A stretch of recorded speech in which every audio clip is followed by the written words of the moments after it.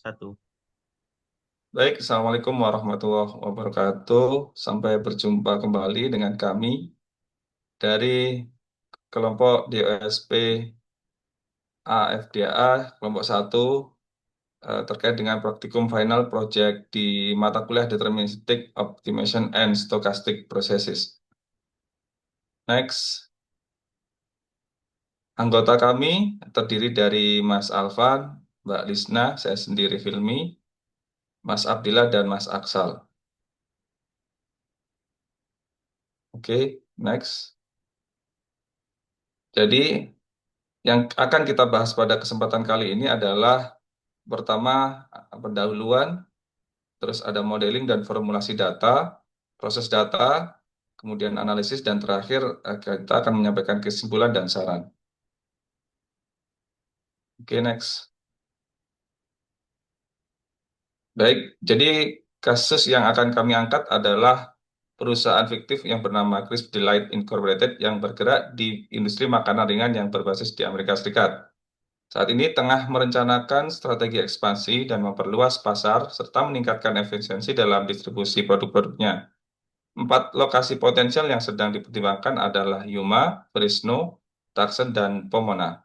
Tujuan penelitian ini adalah menganalisis dan memberikan solusi strategis bagi perusahaan ini dalam menentukan lokasi produksi baru serta merancang sistem operasional yang efisien dan ekonomis. Untuk ruang lingkup penelitian ini, yaitu dibatasi pada permasalahan pemilihan lokasi produksi dan evaluasi efisiensi sistem pelayanan pesanan di pusat distribusi Crisp Delight Incorporated. Oke, next.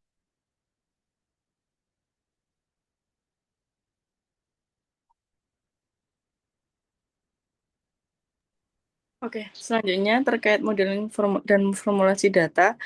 Yang dibahas yang pertama terkait problem data, di mana untuk menyelesaikan problem tersebut, kelompok satu menggunakan dua pendekatan utama yang dapat digunakan dalam analisis dan perencanaan sistem tersebut dengan mix integer linear programming dan model antrian. Adapun data yang tersedia terdiri dari yang pertama data lokasi dan biaya pembelian, kemudian yang kedua biaya pengiriman bahan baku, yang ketiga komposisi bahan baku per produk, yang keempat permintaan pelanggan, yang terakhir yakni jarak pengiriman ke lokasi pelanggan.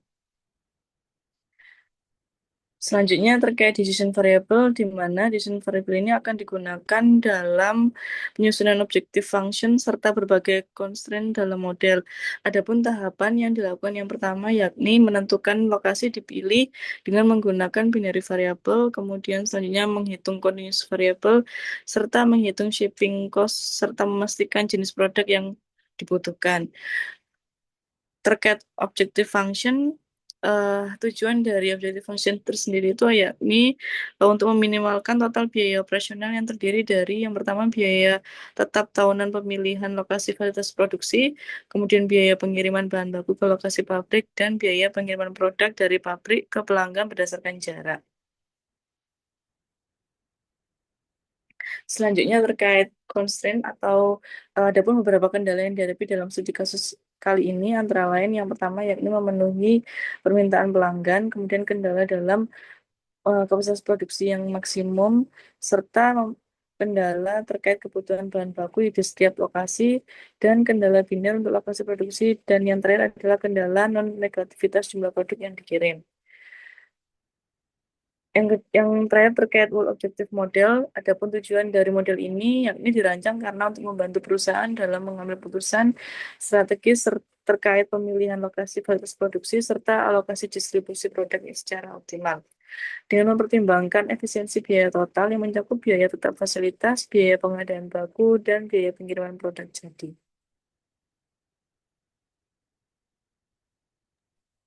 Oke, tahap selanjutnya yaitu proses data, yaitu tahap ini dilakukan permainan data untuk mendukung pengambilan keputusan dalam penentuan lokasi fasilitas produksi terbaik bagi perusahaan ini. Proses ini dimulai dengan tiga tahap. Yang pertama yaitu pengumpulan data primer dan sekunder yang relevan, kemudian transformasi data ke dalam bentuk numerik, yang ketiga model matematis untuk dianalisis secara kuantitatif. Data yang digunakan adalah sebagai berikut. Yang pertama yaitu biaya tetap tahunan masing-masing kandidat lokasi dari Yuma, Fresno, Tucson, dan Pomona. Kemudian ada tarif biaya bahan baku per jenis bahan, yaitu mulai dari jagung, gandum, kentang, untuk per lokasinya. Yang ketiga yaitu permintaan produk dari tiga pelanggan utama, yaitu dari Jones, YZCO, dan Square Q. Untuk tiga jenis produk, yaitu regular chips, green onion chips, dan party mix. Kemudian yang keempat yaitu komposisi bahan baku per produk dalam satuan persentase. Yang terakhir yaitu jarak pengiriman dari masing-masing lokasi ke setiap pelanggan dalam satuan mil. Selanjutnya, ya, selanjutnya yaitu proses data. Pada tahap ini dilakukan permohonan data untuk mendukung pengambilan keputusan dalam penentuan lokasi fasilitas produksi terbaik bagi perusahaan ini. Proses ini dimulai dengan pengumpulan data primer dan sekunder yang relevan, kemudian dilanjutkan dengan transformasi data dalam bentuk numerik dan model otomatis untuk dianalisis secara kuantitatif. Untuk permodelannya, kami menggunakan Lingo sebagai pemilihan lokasi, sedangkan BOMQM eh, yaitu untuk waiting lines-nya. Lanjut.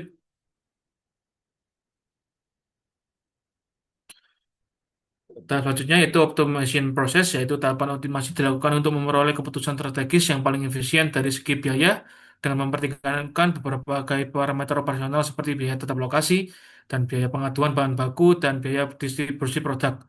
Optimasi lokasi produksi dan distribusi menggunakan Lingo bisa dilihat dalam tabel di bawah ini. Selanjutnya,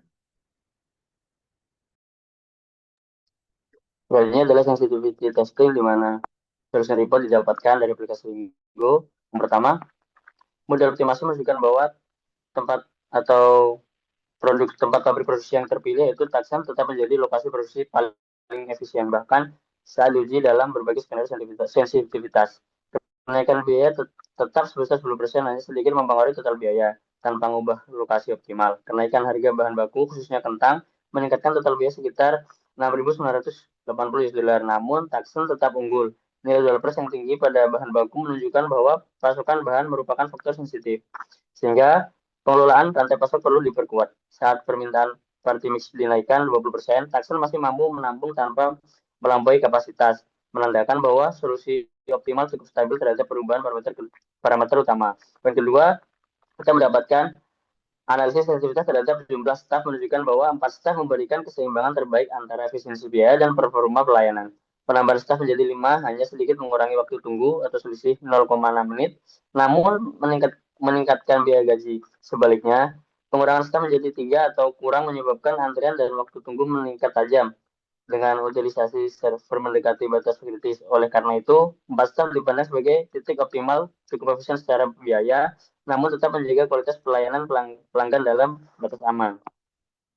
Selanjutnya, result analisis, di mana bagian ini menyajikan analisis hasil dari proses pemodelan dan optimasi yang telah dilakukan terhadap studi kasus terus delay and comparison. Proses ini mencakup dua bagian utama, yaitu pemilihan lokasi fasilitas produksi yang optimal menggunakan pendekatan mix integer linear programming melalui perangkat lunak Lingo, serta evaluasi efisiensi operasional sistem pelayanan pesanan menggunakan model antrian MMS yang dianalisis melalui perangkat lunak POM-QM.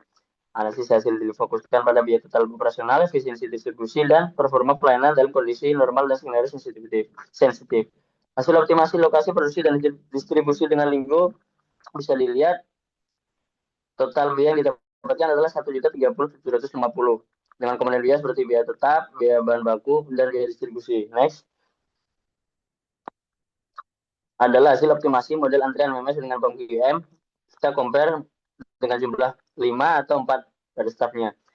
Didapatkan total biaya harian dengan 4 staf lebih efisien, yaitu 1.283.108 dengan mempertimbangkan biaya tunggu, biaya gaji, waktu tunggu, rata-rata antrian, utilisasi, dan probabilitas sistem kosong. Next. Oke, selanjutnya masuk ke bagian Advanced Case Analysis, di mana untuk bagian ini kami menggunakan tambahan analisis berupa analisis multilokasi atau multiple facility activation dan juga analisis skenario permintaan tidak pasti atau stochastic demand. Terkait dengan analisis multilokasi atau multiple facility activation, yang pertama berdasarkan model optimasi awal, Tucson dipilih sebagai satu-satunya lokasi produksi karena menawarkan efisiensi biaya terbaik. Namun dalam praktiknya, mengaktifkan lebih dari satu lokasi bisa menjadi strategi yang lebih adaptif, terutama untuk mengurangi biaya distribusi dan membagi beban produksi.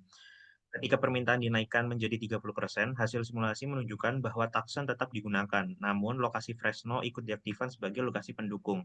Meski biaya tetap meningkat, total biaya tetap efisien karena distribusi lebih dekat ke pelanggan. Selanjutnya mengenai analisis skenario permintaan tidak pasti, kami juga menguji model terhadap permintaan ini dengan menggunakan skenario 90%, 100%, dan 110%. Hasilnya, Tucson tetap optimal pada kondisi normal, tetapi pada lonjakan permintaan tertinggi, kapasitasnya nyaris penuh dan biaya tambahan mulai muncul dari lokasi lain. Kesimpulannya, meskipun Tucson efisien dalam kondisi stabil, perusahaan perlu menyiapkan alternatif seperti fasilitas cadangan atau strategi produksi fleksibel untuk mengantisipasi ketidakpastian pasar. Next. Kesimpulan dari studi kasus kami, yang pertama dari model optimasi lokasi produksi menggunakan LIGO diperoleh hasil bahwa lokasi Tucson memberikan total biaya operasional paling rendah yaitu sebesar 1.030.750 USD per tahun. Kemudian untuk biaya tetap tahunan sebesar 140.000 USD dan biaya bahan baku sebesar 131.840 USD.